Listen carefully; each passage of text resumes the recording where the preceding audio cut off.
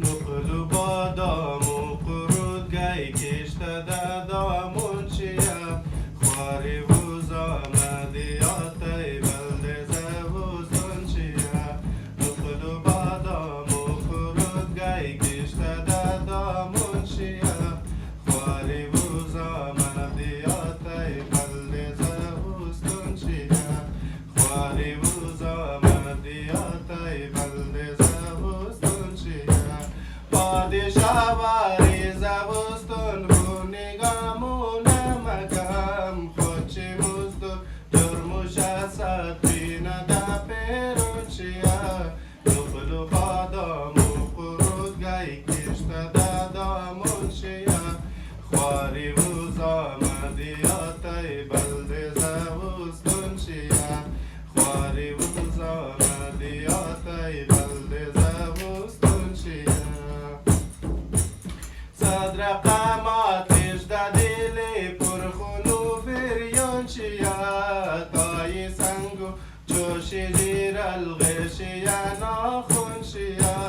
نقل و بادام و قرود گی کشته دامون چیه خواری و زامدیات بلد زبستون چیه خواری و زامدیات بلد زبستون چیه پادشاواری زبستون خونگامون مگم خودچی مزدور جرموش اسد بینه دا پیرون چیه نقل و بادام و قرود گی کشته دامون چیه خواری و زامدیات بلد زبستون چیه خواری و زامدیات بلد زبستون چیه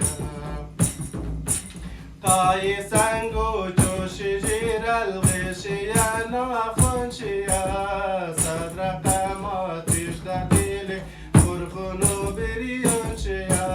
نقل و بادام و قرود گی کشته دامون چیه خواری و زامدیات بلد زبستون چیه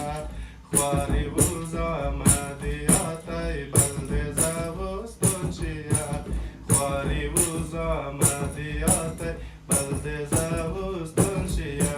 روزی پدر مبارک بلده تمام امید که خوشم باید